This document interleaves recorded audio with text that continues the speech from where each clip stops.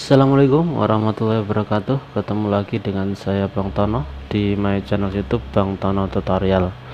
Pada video ini saya masih akan membahas tentang cara mengompon gypsum, baik itu plafon maupun partisi. Di sini saya akan membagikan tips bagaimana caranya agar hasil komponan pinggirannya bisa tipis, halus, tidak keriting, tidak kasar, dan tidak bergelombang. Ikuti video saya sampai akhir. Caranya adalah seperti ini. Setelah di tahap awal kita lakukan proses dasaran, terus kita ratakan, maka untuk merapikannya seperti ini.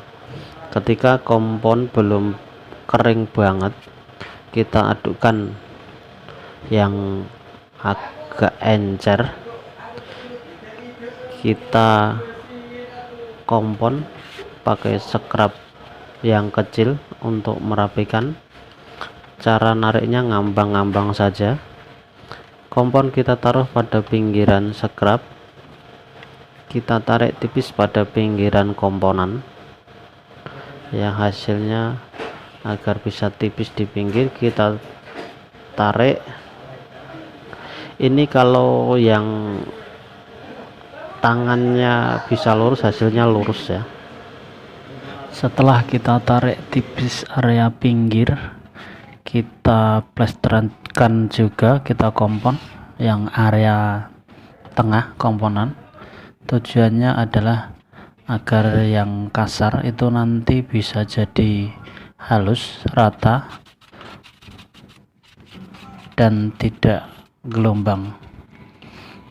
Kalau kompon kita tarik sudah mulai mengeras, itu tandanya sudah tidak bisa digunakan lagi.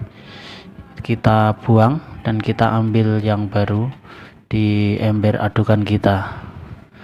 Karena ketika kompon kita tarik beberapa kali, kita plasterkan, itu nanti akan jadi mulai mengeras.